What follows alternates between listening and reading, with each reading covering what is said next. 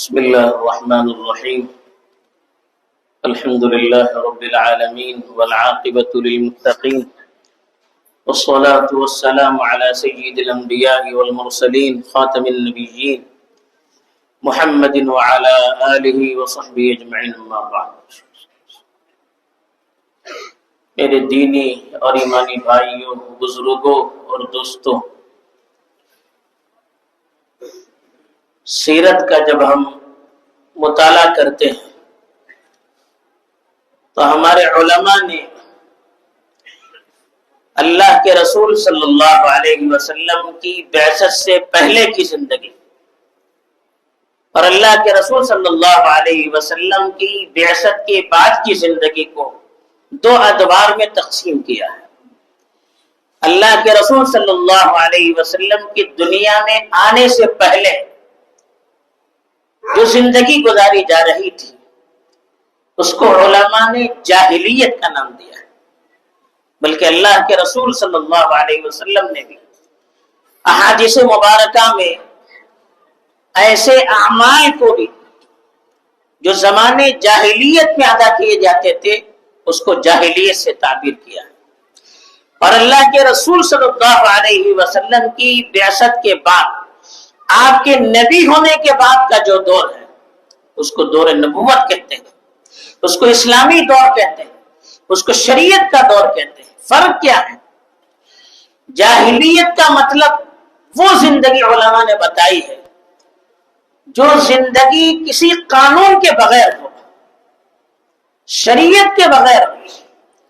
اللہ کی طرف سے جو نظام اور جو طرز زندگی ہم کو دیا گیا ہے اس طرز زندگی کے بغیر، اس نظام قانون کے بغیر جو زندگی ہوتی ہے اس کو جاہلیت کہتے ہیں. اللہ کے رسول صلی اللہ علیہ وسلم کے چچازاد بھائی حضرت جعفر بن ابی طالب رضی اللہ تعالیٰ عنہ، انہوں نے اس وقت کے حبشہ کے بادشاہ نجاشی کے سامنے اسلام کا تعارف کیا تھا. اسلام کے تعارف کرنے سے پہلے انہوں نے اس دور کا تعارف کروایا جو دور جاہلیت کا دور کہلاتا تھا. انہوں نے کہا کہ انا کننا قوما عہد جاہلیت، ہم لوگ جاہلیت کی زندگی میں تھے. جاہلیت کی زندگی کا مطلب کوئی قانون نہیں، نعبد الاصنام، ہم بتوں کی پوجا کرتے تھے. نأکل المیتہ، مردار کھاتے تھے. ونأتی الفواحش، بے حیائی کا کام کرتے تھے. ونسیء الجوار، پڑوسیوں کے ساتھ بدسلوکی کرتے تھے. اس طرح سے انہوں نے ایک منظر کھینچا ہے جو رسول اللہ صلی اللہ علیہ وسلم کی دنیا میں آمد سے پہلے کا منظر تھا. ہر طرف بے حیائی، ہر طرف لاقانونیت، کوئی قانون نہیں. یأکل القوی من الضعیف کا، ہر طاقتور وہ کمزور پر ظلم کرتا تھا، ہر مضبوط وہ اپنے سے کمتر کو دبانے کی کوشش کرتا تھا. چھوٹی چھوٹی باتوں پر آپس میں لڑتے تھے اور وہ لڑائیاں 40 برس تک چلتی رہتی تھی. ایسا دور تھا جو شریعت کے بغیر تھا. تو اللہ کے رسول صلی اللہ علیہ وسلم جب اللہ کی طرف سے ایک شریعت لے کر آئے تو اس قوم کو جس کی یہ حالت بتائی گئی، جس کا کوئی پرسان حال نہیں تھا، پوری دنیا کی جو طاقتور قومیں تھیں وہ ان کو جاہل قوم کہتی تھی، ان پڑھ قوم کہتی تھی، اس لیے کہ کچھ نہیں تھا ان کے پاس. اس قوم میں جب اللہ کے رسول صلی اللہ علیہ وسلم نے محنت کی تو وہ قوم اتنی ترقی کر گئی کہ پوری دنیا کے لیے اللہ نے اس کو ماڈل بنایا. اس قوم نے ان طاقتوں کو اپنے زیر کیا جن طاقتوں کا پوری دنیا پر غلبہ تھا. اس وقت روم اور ایران کی طاقت جسے آج امریکہ کی طاقت، اس طرح سے سپر پاور طاقتیں ان طاقتوں کے سامنے زیر ہو گئی. وجہ کیا تھی اس کی؟ ان کے پاس اللہ کی تعلیمات تھی، ان کے پاس زندگی گزارنے کا طور اور طریق تھا. تو یہ ہماری اپنی تاریخ رہی ہے. اب تاریخ کا مطالعہ کیجئے کہ جب مسلمان اپنے دین پر قائم تھے اور آپس میں مل جل کر تھے اور اپنے پیغام کو دوسروں تک پہنچانے کی کوشش کر رہے تھے، اس وقت اللہ نے پوری دنیا پر ان کو حکمرانی عطا کی. دنیا کی بڑی بڑی حکومتیں ان کے تابع بن گئی. ہم اور آپ جن علاقوں میں رہتے ہیں، ساحلی بستیاں، یہ اسی وقت اللہ کا پیغام لے کر یہاں آئی تھی. تجارت کرنے والی قومیں تھی، پہلے تجارت کرنے کے لیے آتی تھی، لیکن جب اللہ کا دین آیا تو یہی قومیں اللہ کے دین کا داعی بن کر آنے لگی. یہ اپنی تجارت کے ساتھ ساتھ اسلامی پیغام کو اپنے اخلاق سے، اپنے کردار سے، اپنے عمل سے پوری دنیا میں عام کرنے لگی. تو چنانچہ یہاں کی آپ تاریخ پڑھیے، یہ مسلمان کون ہیں؟ یہ عربوں کی اولاد ہیں. آپ کون ہیں؟ ہم لوگوں کی یہاں کی بستی کون ہے؟ عربوں کی اولاد ہیں. پتہ نہیں کتنے ان میں صحابہ کی اولاد ہوں، تابعین کی اولاد ہوں. ایک بہت بڑا مشن لے کر ہم اور آپ اس علاقوں میں آئے تھے، اور جب تک ہم نے اپنی ذمہ داری کو سنبھالے رکھا اس وقت تک ان علاقوں میں ہماری عزت رہی. تھوڑے ہونے کے باوجود یہاں کی جو اصل قومیں تھی، جن کی تعداد ہم سے کہیں زیادہ تھی، لیکن وہ ہمارے تابع بن کر رہی، وہ ہماری عزت اور ہمارا احترام کرتی رہی. اپنے یہاں بھٹکل کی تاریخ میں ہمیں اپنے زمانے کے بوڑھوں نے اپنے دور کی باتیں بتائی کہ جب مسلمانوں کے علاقوں سے غیر مسلم جاتے تھے تو اپنی چپل، اپنے جوتے اپنی بغل میں رکھ کر جاتے تھے یا سر پر رکھ کر جاتے. اتنا احترام. آج بھی مارکیٹ میں جاتے ہیں، یہاں لوگ بیٹھے ان کو سائبر ہی کہتے ہیں، سائبر مکڑ ہی کہتے ہیں. وہ عزت کیسے تھی؟ وہ دین کی بنیاد پر تھی، وہ اچھے اخلاق اور اچھی کردار کی بنیاد پر تھی، وہ ہمارے آپسی اتحاد اور ایکتائی اور ایک جٹ کر رہنے کی بنیاد پر تھی، وہ ہمارے ان اخلاق اور ایمانداری اور دیانتداری کی وجہ سے تھی جس کی وجہ سے لوگوں کے دلوں میں محبت اللہ نے ڈال دی. جو اللہ کے نیک بندے ہوتے ہیں، جو اللہ کی شریعت کا پاس و لحاظ رکھنے والے ہوتے ہیں، اللہ ان کی محبت کو لوگوں کے دلوں میں جاگزی کر دیتے ہیں. قرآن میں صاف اللہ نے فرمایا کہ ان الذین آمنوا وعملوا الصالحات سیجعل لهم الرحمن ودا. جو لوگ ایمان اور عمل صالح کے ساتھ زندگی گزارتے ہیں، عمل صالح کا مطلب کیا ہے؟ شریعت کے مطابق زندگی گزارتے ہیں، اللہ ان کی محبت کو لوگوں کے دلوں میں ڈال دیتے ہیں. حدیث میں آتا ہے، ترمذی شریف کی حدیث ہے، دوسری بھی کتابوں میں ہے کہ اللہ تعالیٰ جب کسی بندے سے محبت کرتا ہے تو اللہ تعالیٰ آسمانی دنیا میں اس کو اس کا اعلان کر دیتے ہیں. تو فرشتے جو 7ویں آسمان پہ ہیں وہ نیچے اعلان کرتے ہیں کہ اللہ اس سے محبت کرتے ہیں. ایسے ایسے ایک آسمان سے دوسرے آسمان سے 7ویں آسمان تک پہنچ جاتی ہے بات، اور پھر اس بندے کی محبت اللہ تعالیٰ دنیا والوں کی دلوں میں ڈال دیتے ہیں. تو محبت جو دل میں پیدا ہوتی ہے وہ پیسے کی وجہ سے نہیں ہوتی ہے، وہ ڈگریوں کی وجہ سے نہیں ہوتی ہے، وہ عہدوں کی وجہ سے نہیں ہوتی ہے، وہ اللہ کے دین سے محبت کی وجہ سے ہوتی ہے، اللہ کے دین پر عمل کرنے کی وجہ سے ہوتی ہے. اس کی ہماری تاریخ گواہ ہے کہ جب تک ہم اپنے مشن کو تھامے رہے، اپنے دین کو تھامے رہے، اپنے اخلاق کو تھامے رہے، اپنی شریعت کو تھامے رہے اور آپس میں ایک جٹ بن کر رہے، تو دنیا والوں کے دلوں میں ہماری محبت رہی. دنیا والے ہماری کمی اور کمزوری کے باوجود ہمارا احترام کرتے رہے، ہمارا ساتھ دیتے رہے، ہمارا تعاون کرتے رہے. یہ دنیا کی تاریخ بھی اس کی گواہ ہے، ہماری یہاں ہندوستان کی تاریخ بھی، اور ساحلی پٹری جس پر ہم رہتے ہیں یہاں کی تاریخ بھی اس کی گواہ ہے. لیکن افسوس آج ہمارے جو حالات ہیں، صرف یہاں پر نہیں، یہاں تو غنیمت ہے، پوری دنیا میں دیکھیے، خاص طور پر ہمارے ملک میں دیکھیے، جو حالات بن رہے اور بنائے جا رہے ہیں اس کی وجہ کیا ہے؟ دیکھیے اللہ کا نظام دنیا میں چلتا ہے اور کوئی دنیا میں چیز وجود میں آتی ہے اپنے آپ سے وجود میں آتی نہیں ہے، ہر چیز اللہ کے حکم سے ہوتی ہے۔ دنیا میں امن اور سکون کا ماحول ہوتا ہے، اللہ کے حکم سے ہوتا ہے۔ دنیا میں اختلافات اور انتشار ہوتے ہیں، اللہ کے حکم سے ہوتا ہے۔ یہ بھی اللہ کے حکم سے، وہ بھی اللہ کے حکم سے۔ تو احکام بدلتے کب ہیں اللہ کے؟ جب ہمارے اعمال بدلتے ہیں۔ احکام کب بدلتے ہیں اللہ کے؟ فیصلے کب بدلتے ہیں؟ جب ہم بدلتے ہیں۔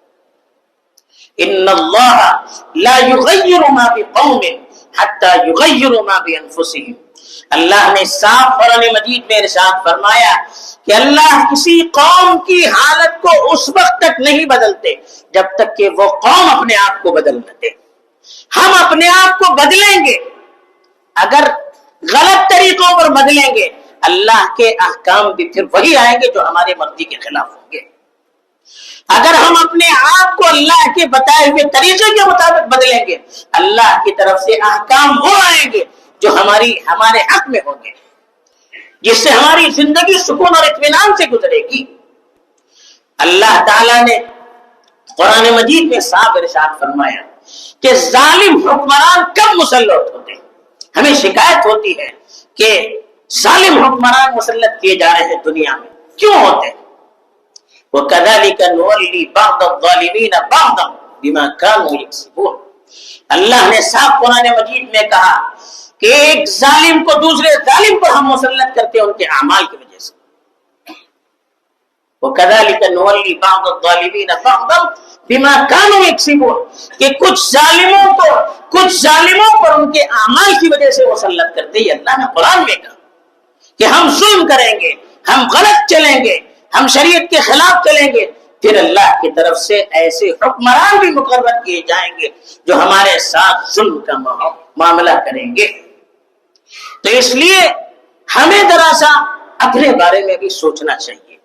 ہمیں شکایت ہے حالات کے بدلنے کی، ہمیں شکایت ہے ہمارے حقوق کے چھینے جانے کی، ہمیں شکایت ہے کہ ہمیں ہر میدان میں دور کیا جا رہا ہے، ہمیں اپنے انتخابی حقوق سے بھی دور کرنے کی کوششیں کی جا رہی ہے، ہمیں شکایت ہے کہ ہمارا نظام تعلیم بدلا جا رہا ہے، ہمیں شکایت ہے کہ ہماری نئی نسل کو گمراہ کرنے کے لیے نت نئے طریقے، نئی نئی ٹیکنالوجی کے ذریعے سے دنیا میں عام کیے جا رہے ہیں، لیکن یہ شکایت ہمیں کرنے کا حق کہاں ہے؟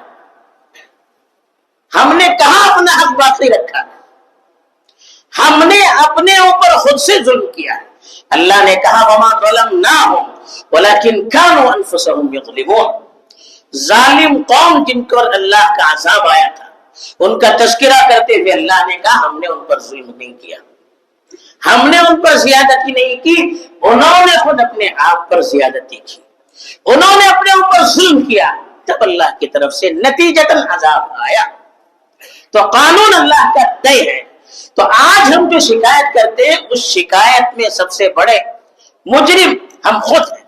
ہمیں اپنے اعتبار سے سوچنا چاہیے کیا کمی آئی ہمارے اندر، ہمیں جائزہ لینا چاہیے ہمارے ایمان کا کیا حال ہے، ہمارے ایمان کا کیا حال ہے، ہمیں کتنا اللہ پر بھروسہ ہے۔ پریشانی آتی ہے ہم کہاں جاتے ہیں؟ کیا اللہ سے مانگتے ہیں یا اور کہیں جا کر مانگتے ہیں؟ ہمارے اخلاق کا کیا حال ہے؟ آج ہماری نئی نسل کو دیکھیے، کون سی برائی ہے جو ان میں نہیں پنپ رہی ہے؟ وہ چیزیں جو ایک زمانے میں ہمارے معاشرے میں ممنوع سمجھی جاتی تھی، غیر بھی کہتے تھے کہ ہمارا نوجوان مسلمان تو کبھی نشے کا عادی نہیں ہوتا، مسلمان تو کبھی بے حیائی کا کام نہیں کرتا، مسلمان تو کبھی غلط لڑکیوں کو چھیڑتا نہیں ہے، مسلمان لڑکیاں کبھی بے حیا بن کر گھومتی نہیں ہے۔ غیر تک اس کا اقرار کرتے ہیں، لیکن اس اقرار کرتے تھے، لیکن آج کیا حالت ہو گئی؟ آج ہمارا نوجوان نشے میں ملوث ہو رہا ہے، ہمارا نوجوان بے حیائی کے کاموں میں ملوث ہو رہا ہے، ہماری عورتیں بے حیائی کی طرح بے حیا بن کر راستے پر آ رہی ہیں۔ ہم نے ترقی کے نام پر ہر وہ چیز اختیار کرنی شروع کر دی جو غیروں نے اختیار کی۔ غیروں کے یہاں جو ترقی سمجھی جاتی ہے کہ آدمی ہر قانون سے اپنے آپ کو آزاد کر دے اور آگے بڑھے، ایک مرتبہ ڈگری مل جائے، عہدہ مل جائے، اس کو غیروں نے ترقی سمجھ لیا تو ہم نے بھی اس کو ترقی سمجھ لیا۔ میرے بھائیوں یاد رکھیے، ہمارے اور ان میں فرق ہے۔ ان کے پاس شریعت نہیں ہے، وہ جاہلیت کے دور میں، ہمارے پاس شریعت ہے، ہم اللہ کے رسول کی امتی ہیں، ہم آزاد نہیں ہیں۔ ہمارا عقیدہ ہے کہ زندگی دنیا کی ایک آزمائش ہے، امتحان گاہ ہے۔ اللہ نے کہا الذی خلق الموت والحیات لیبلوکم ایکم احسن عملا، اس نے موت اور حیات کو، زندگی کو پیدا کیا۔ کیوں پیدا کیا؟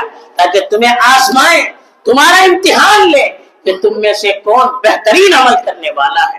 ہمارا یہ عقیدہ ہے کہ ہماری یہ دنیاوی زندگی ایک امتحان گاہ ہے۔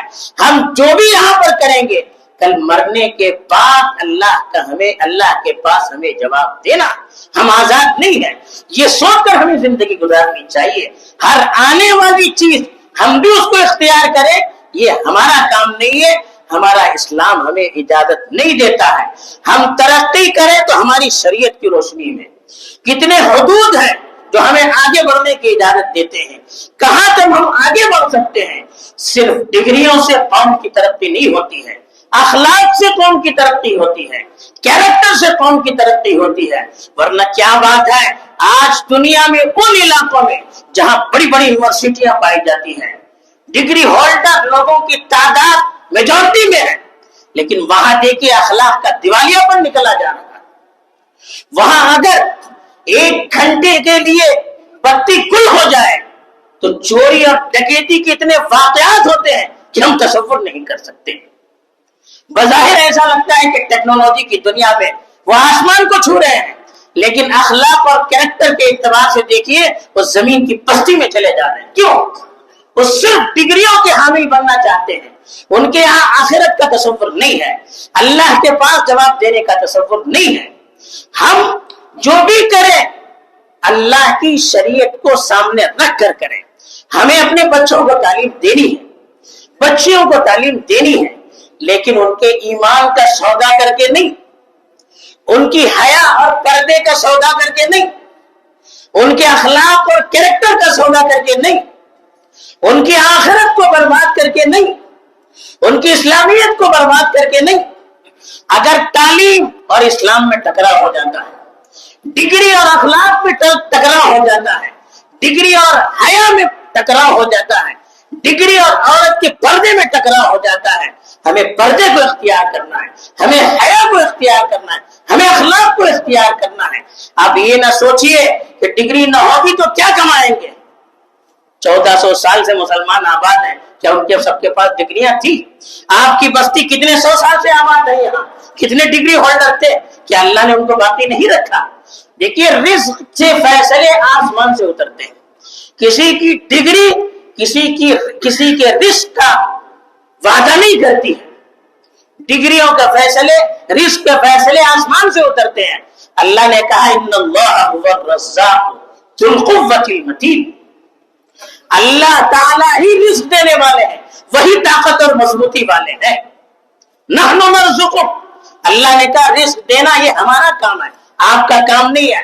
آپ کا کام کیا ہے؟ کہا وَأْمُرْ أَهْلَكَ بِالصَّلَاةِ وَاسْطَبِرْ عَلَيْهَا، آپ لوگوں کو نماز کا حکم دیجئے اور اس پر جمے رہیے، یہ آپ کا کام ہے۔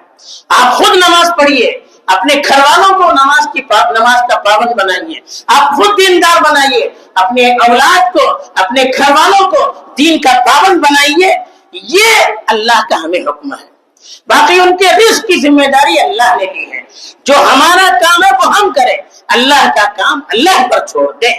تو ہمیں سب سے پہلا کام اپنے عقیدے اور اپنے ایمان کی اصلاح کرنی ہے۔ دوسری جو چیز اس وقت ہمیں ضرورت ہے آگے بڑھنے کے لیے، وہ ہے ہماری آپسی طاقت، آپسی ہمارا اتحاد۔ اسلام دیکھیے منتشر قوموں کو آپس میں جوڑا۔ اسلام سے آنے سے پہلے خود مکے میں آپس میں لڑائیاں تھی، خود مدینے میں آپس میں خاندانوں کی لڑائیاں تھی، لیکن اسلام نے آ کر ایسے خاندانوں کو آپس میں جوڑ دیا جو سال ہر سال سے آپس میں لڑ رہی تھی، بھڑ رہی تھی، کیسے ہوا؟ اللہ نے کہا وَأَلَّفَ بَيْنَ قُلُوبِهِمْ، اللہ نے ان کے دلوں کے درمیان الفت اور محبت پیدا کی. لَوْ أَنفَقْتَ مَا فِي الْأَرْضِ جَمِيعًا مَا أَلَّفْتَ بَيْنَ قُلُوبِهِمْ، اگر دنیا بھر کی دولت آپ اس پر نچھاور کرتے آپ کبھی ان کو جوڑ نہیں سکتے تھے. تو آپسی اتحاد یہ اللہ کی طرف سے آتا ہے. کب آتا ہے؟ جب ہم اپنے آپ کو شریعت کے تابع کریں گے، اپنے نفس کو شریعت کے تابع کریں گے. اسلام نے آپس میں جوڑنے کی جتنی کوشش کی، مل جل کر اور اتحاد کو باقی رکھنے کی جتنی کوشش کی، شاید اور کسی مذہب اور کسی قوم نے نہیں کی ہے. اسلام کی بنیاد ہی وحدت پر ہے. دیکھیے اسلام ایک اللہ کو ماننے کی دعوت دیتا ہے، سب کو جوڑتا ہے. ایک نبی کو ماننے کی دعوت دیتا ہے، سب کو جوڑنے کا. ایک قرآن کو ماننے کی دعوت دیتا ہے، سب کو جوڑ کر. ایک شریعت کو ماننے کی دعوت دیتا ہے، سب کو جوڑ کر. جوڑنے کے لیے کہتا ہے جماعت سے نماز پڑھیے. کیوں؟ محلے والے آپس میں جڑ کر رہے. ہفتے میں ایک مرتبہ پورے علاقے والوں کو کہا جڑ کر ایک جگہ جمع ہو کر جمعہ کی نماز ادا کیجیے. کیوں؟ تاکہ ہفتے بھر میں پورے علاقے کے لوگ ایک جگہ جمع ہو جائے. یہی تو جمعہ کا مقصد ہوتا ہے کہ آپس میں جڑ جائیں، ہماری وحدت دوسروں کے سامنے ظاہر ہو، ہماری طاقت دوسروں کے سامنے ظاہر ہو، ہماری محبت دوسروں کے سامنے ظاہر ہو. اس لیے کہا کہ ہفتے میں ایک مرتبہ سب کو آپس میں جوڑ دیں. سال میں ایک مرتبہ دیکھیے حرم شریف میں، مکے میں پوری دنیا کے مسلمانوں کو جوڑا جاتا ہے، ان کی وحدت کو دکھانے کے لیے، ان کے اتحاد کو دکھانے کے لیے، ان کی یکتائی کو دکھانے کے لیے. تو اس لیے مسلمانوں کی طاقت ان کے اپنے آپسی اتحاد میں ہے، مل جل کر رہنے میں ہے. ہمارا جب دین ایک ہے، عقیدہ ایک ہے، رسول ایک ہے، تو پھر ہمیں اختلاف کرنے کی وجہ کہاں نکلتی ہے؟ تو اگر ہم آج اپنے آپ کو جوڑ کر نہیں رکھیں گے، یاد رکھیں کل کی تاریخ کبھی ہمیں معاف نہیں کرے گی. آج دنیا کی طاقتیں ہمیں مٹانے کے لیے جو اسباب استعمال کر رہے ہیں، اس میں سب سے بڑا جو سبب ان کا ہے، سب سے بڑی جو طاقت وہ استعمال کر رہے ہیں، ہمیں ہر جگہ توڑنا چاہ رہے ہیں. کتنے ادارے ہیں جو ابھی چند سالوں کے اندر ٹوٹ گئے. ہندوستان بھر کا آپ جائزہ لیجیے، بڑی بڑی جماعتیں ٹوٹ گئی، بڑے بڑے ادارے ٹوٹ گئے. کیوں؟ وہ چاہتے ہیں کہ ہم آپس میں لڑ بھڑ کر اپنی طاقت کو توڑ دیں، آپس میں ہم لڑتے رہیں، وہ جو چاہیں کریں. تو اس کے لیے ہم آپس میں مل جل کر رہیں، اپنے اتحاد کو، اپنے اتفاق کو باقی رہیں اور ایک جٹ بن کر رہیں. اور تیسری جو چیز ہے، ہم اپنے پیغام کو دوسروں تک پہنچائیں. اللہ نے جو ہمیں پیغام دیا ہے پوری دنیا میں عام کرنے کے لیے دیا ہے. ہمارے غیر مسلم بھائی بھی ہمارے ساتھ رہتے ہیں، ان کے سامنے ہم اسلام کا پیغام اپنے اخلاق کے ذریعے سے دیں، ان کے دکھ درد میں شریک ہوں، ان کو ہم اپنا قریب کریں، ان کو ہم اپنی محبت سے اپنائیں، ان کا ہم تعاون کریں. اور اس طرح سے آپس میں اگر ہم اپنا پیغام اپنے عمل سے، اپنے اخلاق سے عام کریں گے تو انشاءاللہ جو عزت چلی جا چکی ہے، جس عزت کا ہم انتظار کر رہے ہیں، وہ عزت اللہ کی طرف سے حاصل ہوگی. اللہ تعالیٰ جو کہا گیا ہے اس کو قبول فرمائے اور آپس میں مل جل کر رہنے کی توفیق دے. آمین. وآخر دعوانا الحمدللہ.